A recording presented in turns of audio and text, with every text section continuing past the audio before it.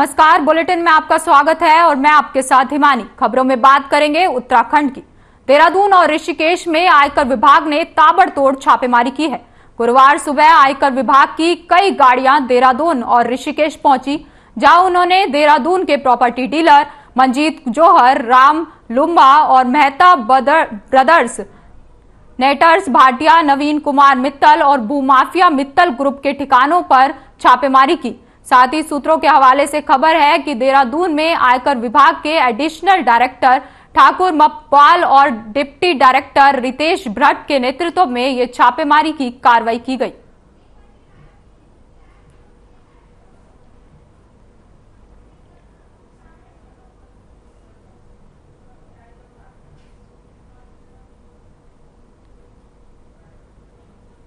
तो देहरादून से आपको ये तस्वीरें दिखा रहे हैं जहां छापेमारी की गई है। आपको बता दें कि कई भूमाफियों के ठिकानों पर ये छापेमारी की गई है।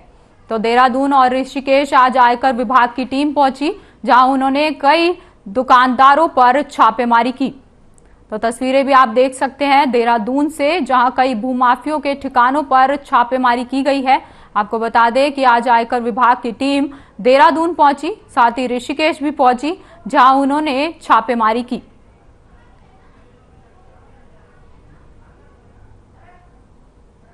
कई भूमाफियों के ठिकानों पर छापेमारी की गई है।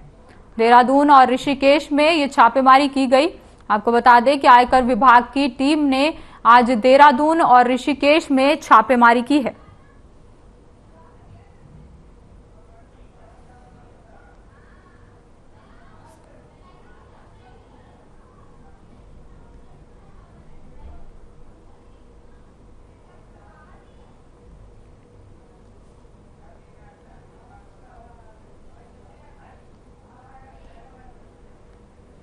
तो ये तस्वीरें हम आपको दिखा रहे हैं देहरादून से, जहां आयकर विभाग ने छापेमारी करी है। आपको बता दें कि देहरादून के प्रॉपर्टी डीलर मंजीत जौहर और मेहता ब्रदर्स के वहां पर छापेमारी की गई। आपको बता दें कि भूमाफिया मित्तल गुप्ता के ठिकानों पर और घरों पर आयकर विभाग ने रेड मारी, जिसके बाद ये खबर भी सामने आई कि देहरादून में आयकर विभाग के एडिशनल डायरेक्टर ठाकुर मप्पाल और डिप्टी डायरेक्टर रितेश भट्ट के नेतृत्व में ये छापेमारी की कार्रवाई की गई है।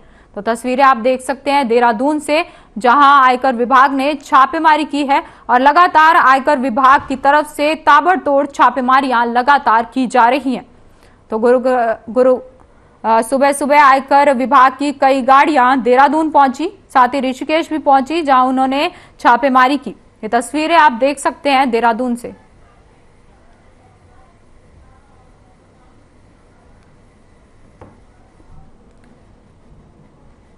वहीं प्रदेश सरकार यूं तो राज्य में डॉक्टरों की कमी को 100% पूरा करने का दावा करती है, लेकिन सरकार के मंत्री अभी भी राज्य में डॉक्टरों की भारी कमी होने की बात कहकर सिस्टम पर ही सवाल खड़े कर रहे हैं। आपको बता दें कि राज्य की सरकारी स्वास्थ्य सेवाओं में डॉक्टरों के कुल 2856 पद सृजित हैं, जिसमें से 2500 से ज्यादा पद पर डॉक्टर तैनात किए गए हैं। क्योंकि इसके बावजूद भी डॉक्टरों की भारी कमी का जिक्र करके कैबिनेट मंत्री गणेश जोशी ने सरकार के दावों की पोल खोल के रख दी है। आपको बता दें कि कैबिनेट मंत्री गणेश जोशी ने एक कार्यक्रम के दौरान कहा कि राज्य में 2 लाख डॉक्टरों की कमी है, जो राज्य के मेडिकल कॉलेज 10 साल में भी पूरा नहीं कर सके।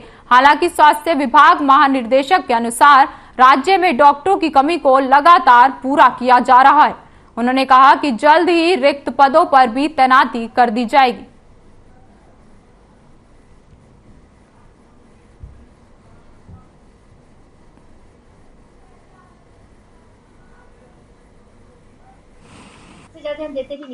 जो स्वास्थ्य शिविर यहाँ पर लगाया गया, क्योंकि देश के अंदर 2.5 लाख से अधिक डॉक्टरों की कमी है।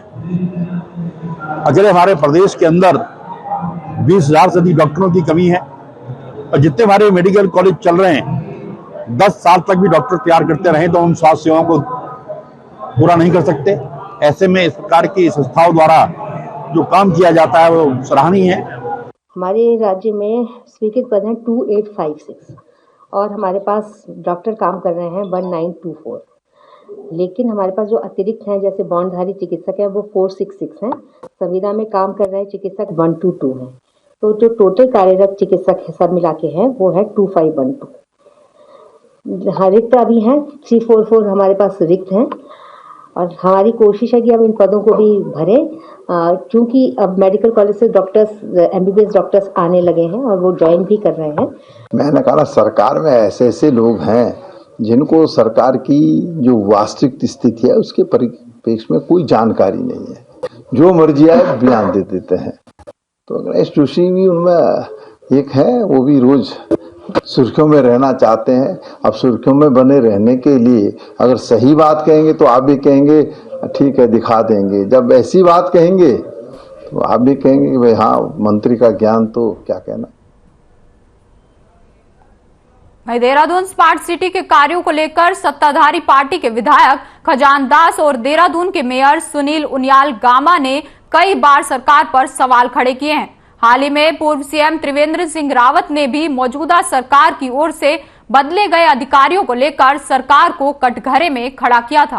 बीजेपी विधायक खजान दास ने तत्कालीन सीएम त्रिवेंद्र सिंह रावत पर सवाल करते हुए कहा कि जब वो सीएम थे तब विधायक होने के नाते उन्हें भी हमने स्मार्ट सिटी के बारे में अवगत कराया था, लेकिन बैठकें नहीं हुई, जिसकी वजह से अधिकारी अपनी मनमानी कर रहे हैं। खजान दास ने कहा कि हम अभी भी सरकार से जांच की मांग करते हैं ताकि दोषी अधिकारियों पर कार्रवाई हो सके। किंतु कहीं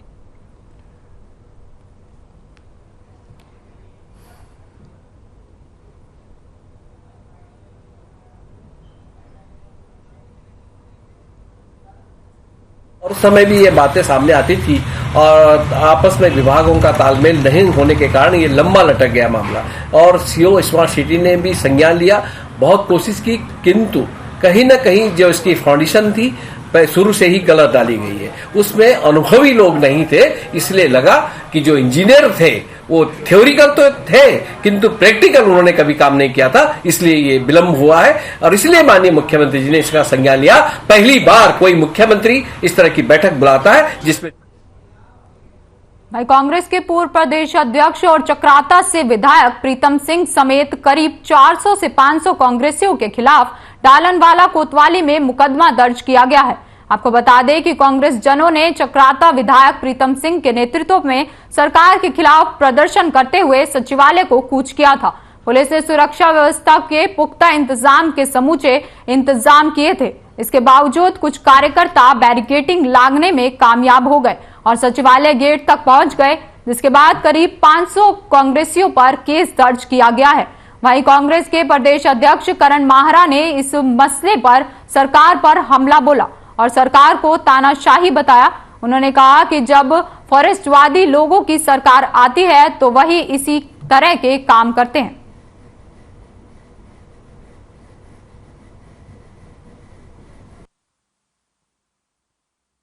दमनकारी सरकार है और फासिस्टवादी लोगों की जब सरकारें आती हैं वो इसी तरीके के काम करते हैं। क्या गलत कर रहे थे कांग्रेस के कार्यकर्ता? जब अंकिता भंडारी केस में सबूतों को मिटाया जा रहा है, फॉरेंसिक जांच के लिए एक भी तथ्य नहीं जुटाया गया, ये खुद पुलिस ने माना है। चार्जशीट पुलिस दर्ज नहीं कर पाई। केदार भंडारी की अभी तक बॉडी नहीं मिली, उसको पुलिस अभी रक्षा से बच्चा गायब हुआ है। जिस प्रदेश में SSC का घोटाला हो रहा है, जिस प्रदेश में विधानसभा का भर्ती घोटाला हो रहा है, उसमें अगर कांग्रेस का कार्यकर्ता जांच की मांग करता है, कार्रवाई की मांग करता है, तो कहां दिक्कत? वही खबर देहरादून से है, जहां कुछ दिन पहले प्रीतम सिंह के नेतृत्व में कांग्रेस कार्यकर्ताओं ने सचिवालय पर कूच किया था, जहां सचिवालय से पहले ही बैरिकेडिंग लगाकर पुलिस ने कार्यकर्ताओं को रोक दिया था। लेकिन कांग्रेस के कई कार्यकर्ता बैरिकेडिंग लांघकर सचिवालय पहुंच गए थे। अब कांग्रेस के 500 कार्यकर्ताओं पर केस दर्ज कर लिया गया है। कांग्रेस की प्रदेश प्रवक्ता गरिमा दसोनी ने बताया कि संविधान ने विपक्ष को यह अधिकार दिया है कि वह आंदोलनों के खिलाफ अपने विचार प्रकट कर सकता है, लेकिन बीजेपी के खिलाफ कोई अपने विचार रखता है तो उसकी आवाज को दबाने की कोशिश की जाती है। वहीं बीजेपी के प्रदेश प्रभारी मनवीर सिंह चौहान ने कहा कि कांग्रेस की ओर से जो भी आरोप लगाए जा रहे हैं वे निराधार हैं।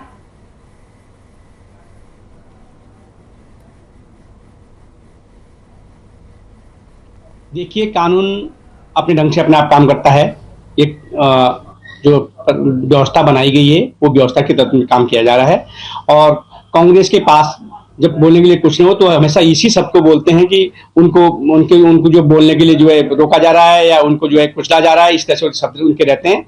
लेकिन हमारी सरकार के द्वारा किसी भी प्रकार का किसी भी कोई दबाव नहीं, लेकिन कानून के तहत जो प्रशासन काम कर रहा होगा उसके तहत काम किया जा रहा है। दमनकारी नीति का प्रतीक है। आपके खिलाफ जो भी सुर उठेगा या जो भी आवाज उठाएगा उसके खिलाफ आप मुकदमे कर दोगे। ये संविधान ने अधिकार दिया है विपक्ष को कि वो धरने प्रदर्शन करे, जुलूस करे, कैंडल मार्च करे, राज्यपाल महोदय के पास जाए, विधानसभा घेराव करे, सचिवालय घेराव करे। ये संवैधानिक अधिकार है हम लोगों का। ऐसे में आप कहीं ना कहीं अपने विरोध में उठने वाली हर आवाज को दबा देना चाहते हैं और तानाशाही रवैया अपना रहे हैं। इस पूरे प्रकरण की मैं निंदा करती हूं जिसमें आपने हमारे साथियों पर मुकदमा दर्ज किया। दमनकारी नीति का वहीं कुछ दिन पहले प्रीतम सिंह के नेतृत्व में कांग्रेस कार्यकर्ताओं ने सचिवालय कूच किया था, जहां सचिवालय से पहले ही बैरिकेडिंग लगाकर पुलिस ने कार्यकर्ताओं को रोक दिया था। लेकिन कांग्रेस के कई कार्यकर्ता बैरिकेडिंग लांघकर सचिवालय पहुंच गए, जिसमें वरिष्ठ नेता सूर्यकांत भी शामिल थे। वहीं अब कांग्रेस के 500 कर्मचारियों पर केस दाखिल किया गया है, जिसमें कांग्रेस द्वारा भाजपा की दमनकारी नीति बताया जा रहा है। कांग्रेस की प्रदेश प्रवक्ता गरिमा दसोनी ने बताया कि संविधान ने विपक्ष को यह अधिकार दिया है कि वह आंदोलनों के माध्यम से अपने विचार प्रकट कर सकता है, लेकिन यदि भाजपा के खिलाफ कोई अपने विचार रखता है तो उसकी आवाज को दबाने की कोशिश की जाती है।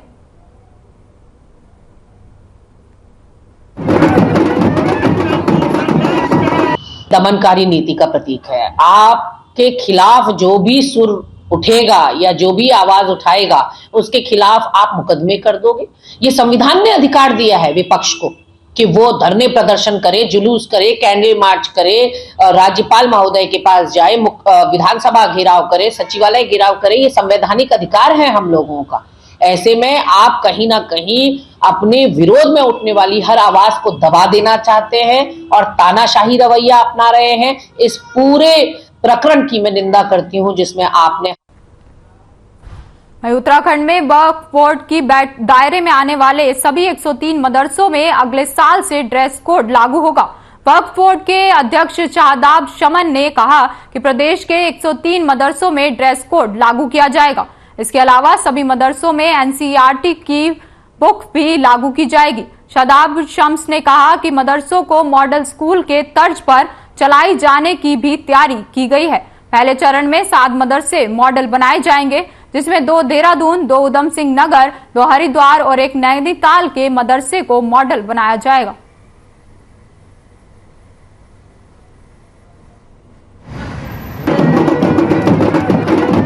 पास 103 अपने मदरसे हैं और उन 103 मदरसों में से हमने लगभग 7 मदरसों में तय किया है कि हम उनको मॉडर्न मदरसे के रूप में स्थापित करेंगे, जिनके अंदर प्रॉपर ड्रेस कोड लागू करेंगे।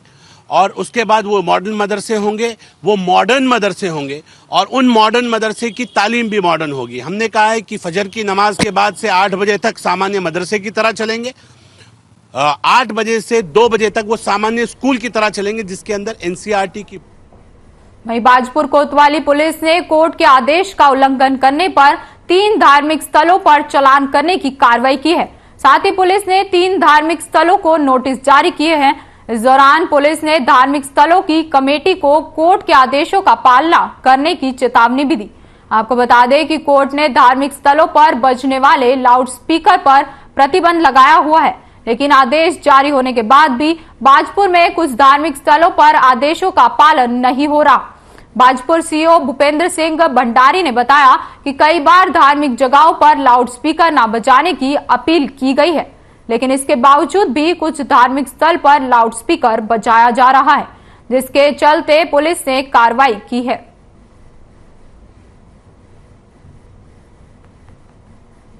उसको पकड़ ले जरा, मैं खड़े होता हूँ। रिकॉर्डिंग चल रही है इस तरह से। न्यायालय का पूर्व से ही ये आदेश है कि जो धार्मिक स्थलों पर लाउड स्पीकर जो तेज आवाज़ में बजते हैं तो उनका डिसेबल एक नियुक्त किया है कि मतलब इतने तक आप डिसेबल तक इनको बजाएंगे। तो पूर्व में भी ये कार्रवाई चली थी, लेकिन आजकल जो है फिर शिकायत मिली है कि ये लोग जो है मस्जिदों में, गुरुद्वारों में तथा मंदिरों में तेज आवाज़ से जो है ये लाउड स्पीकर जो चला रहे हैं, तो उनके खिलाफ आज हमारे भाजपुर पुलिस के द्वारा वहीं हरिद्वार की भादराबाद थाना पुलिस ने वाहन चोर के 4 सदस्यों को गिरफ्तार किया है। गिरफ्तार आरोपियों के कब्जे से पुलिस ने चोरी की गई 21 मोटरसाइकिल भी बरामद किए हैं। गिरफ्तार किए गए आरोपी हरिद्वार के आसपास इलाकों के निवासी हैं। हरिद्वार के एसएसपी अजय सिंह ने थाने में प्रेस वार्ता कर पूरे मामले का खुलासा किया। उन्होंने बताया कि आरोपियों के हरिद्वार के अलग अलग इलाकों से मोटरसाइकिल चोरी की मोटरसाइकिलों को बेचने की फिराक में घूम रहे थे। वहीं इससे पहले ही भादराबाद पुलिस टीम ने इन्हें गिरफ्तार कर लिया। धारा का अभी बनेगा उसका, तो 3 चीजें तो चुराने वाला काफी सारे एफआईआर भी रजिस्टर्ड थी और साथ ही साथ इस सूचना पर जो है पुराने जो सीसीटीवी हमारे पास कवरेज थी उन सबका एनालिसिस किया गया और एक सूचना पर लगा कि 4 लोग इसमें चिन्हित हुए थे जो इस पूरे मामले में इधर विगत काफी दिनों से सक्रिय थे वाहन चोरी में। इन चारों को एक सूचना पर जो है वाहन पर जाते हुए इसमें 2 लोग को अरेस्ट किया गया था। इसके बाद पूछताछ में अन्य लोग भी इसमें सारे अरेस्ट हुए और इसमें 21 मोटर बाइक जो चोरी हुई थी विभिन्न थाना क्षेत्रों से, खासकर हरिद्वार के हमारे 3 थाना क्षेत्र हैं जिसमें 12 मोटरसाइकिल इसमें आइडेंटिफाइड हो गई थी। बाकी अन्य प्रांतों से भी चोरी की गई हैं जिनके बारे में तस्दीक किया जा रहा है। तो 21 गाड़ी। वही खबर चंपावत के टनकपुर से है, जहां एक 60 साल के बुजुर्ग ने शारदा नदी में छलांग लगा ली। इस पूरे घटनाक्रम की सूचना मिलते ही जब पुलिस के जवान घटनास्थल पर पहुंचे, जहां जवानों ने स्थानीय लोगों की मदद से डूबते व्यक्ति का सकुशल रेस्क्यू कर लिया गया और इलाज के लिए उसे अस्पताल भेज दिया गया। मामले की जांच लगातार की जा रही है।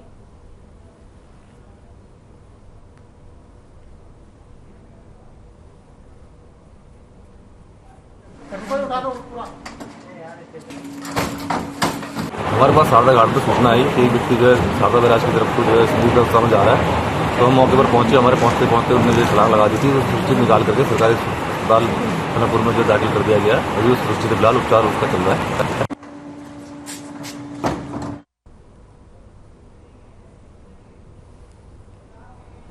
वही जनपद के कई थाना और चौकी से गुमशुदा मोबाइल फोनों की बरामदगी के लिए एसओजी टीम ने बड़ी सफलता हासिल करते हुए लगभग 22 लाख रुपए के 140 मोबाइल उत्तराखंड, उत्तर प्रदेश, दिल्ली और अन्य जगहों से बरामद किए हैं, जिनको आज एसएसपी ने उनके असली मालिकों को सौंप दिया है।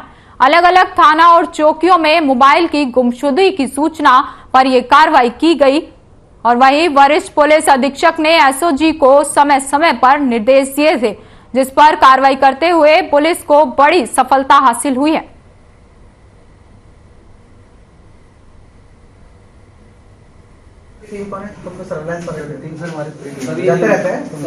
लगातार हमारा उधम सिंह नगर जनपद है विक्टिम ओरिएंटेड पुलिसिंग करते हैं। माननीय सीएम साहब, उत्तराखंड सरकार और हमारा पीएचक्यू में डीजीपी साहब और डीआई साहब के निर्देशन में हम लगातार पीड़ित को हेल्प करने की काम की तरफ हमेशा काम करते रहते हैं, अपराध रोकना और अपराध को सॉल्व करने के अलावा। इसी के तहत हमेशा इसमें एक इम्पॉर्टेंट बिंदु होता है लोगों की मोबाइल फोन्स। एक मिडिल क्लास लोग आदमी जो है, हम जैसे लोग जो है बहुत मुश्किल से फोन खरीदते हैं। जब फोन खो जाता है दिल टूटता है, तो उसको हम जो है ढूंढने की हमें।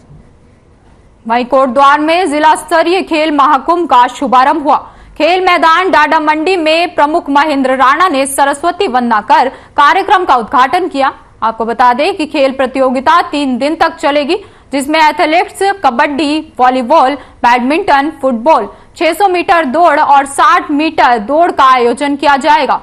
आज प्रमुख महेंद्र राणा ने 600 मीटर बालक और बालिका दौड़ प्रतियोगिता का शुभारंभ किया।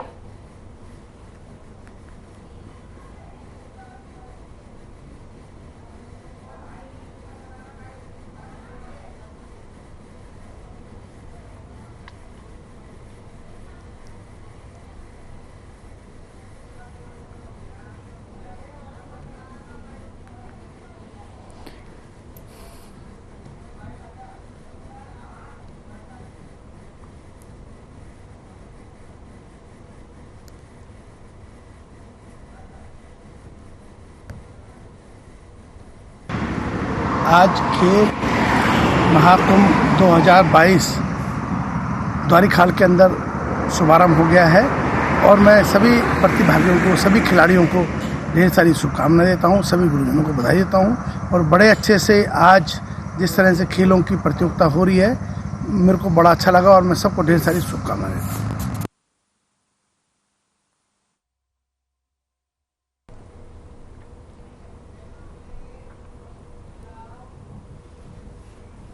वहीं देहरादून में लाल बहादुर शास्त्री प्रशासनिक अकादमी में चल रहे चिंतन शिविर के अंतिम दिन की शुरुआत योगा शिविर से हुई। मुख्यमंत्री पुष्कर सिंह धामी की उपस्थिति में मुख्य सचिव SS सिंधु और तमाम वरिष्ठ अधिकारी गणों ने योग किया। अकादमी के कालिंदी ग्राउंड में योग शिविर का आयोजन किया गया। इस अवसर पर योग प्रशिक्षकों ने सभी को योग के विभिन्न आसन कराए।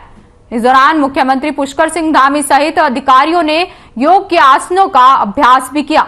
वहीं चिंतन शिविर से पहले मुख्यमंत्री पुष्कर सिंह धामी ने अकादमी परिसर के अंदर ही मॉनिटरिंग वॉक की। इस दौरान उन्होंने अकादमी के गेट तक गए और यहां सुरक्षा में तैनात ITBP के जवानों से भी मुलाकात की, साथ ही उनकी कुशल क्षेम पूछी। इस दौरान रास्ते में मिले लोगों का भी अभिवादन स्वीकार करते हुए इसके बाद मुख्यमंत्री ने अकादमी परिसर में भी राउंड लगाया और यहां स्थापित पूर्व प्रधानमंत्री लाल बहादुर शास्त्री की प्रतिमा के पास पहुंचकर उन्हें नमन किया।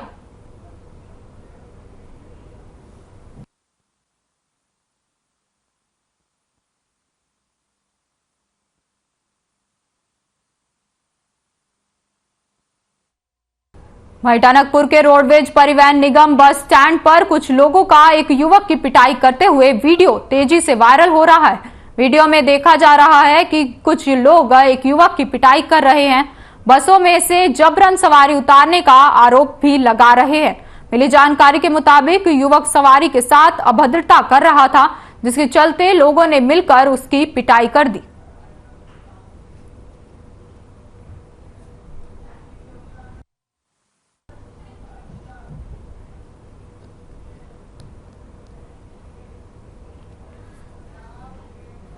वहीं उत्तराखंड विद्यालय शिक्षा परिषद द्वारा संचालित हाई स्कूल और इंटरमीडिएट बोर्ड परीक्षाओं को लेकर बोर्ड सभागार में बैठक की गई। बैठक की अध्यक्षता परिषद निदेशक RK कुंवर ने की। बैठक में मुख्य अधिकारी भी मौजूद रहे। इस दौरान 2023 में संपन्न होने वाली बोर्ड परीक्षाओं की प्रयोगात्मक परीक्षाएं फरवरी में आयोजित करवाई जाएंगी। लिखित परीक्षाएं मार्च और अप्रैल महीने में कराई जाएंगी। निदेशक RK कुंवर ने जानकारी दी कि पिछले साल की अपेक्षा इस साल विद्यार्थियों की संख्या में वृद्धि हुई है, जो कि खुशी की बात है।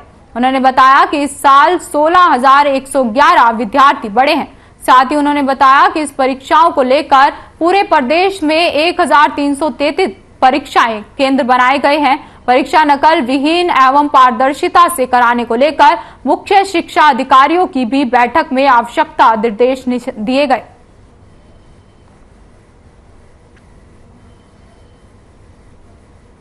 स्कूल और इंटरमीडिएट की वर्ष 2023 की जो परीक्षाएं हैं वो अब प्रारंभ होंगी। प्रयोगात्मक परीक्षाएं हमारी फरवरी माह में कंप्लीट हो जाएंगी। उसके पश्चात जो लिखित परीक्षाएं हैं वो हम मार्च और अप्रैल 2 महीने में कंप्लीट करेंगे।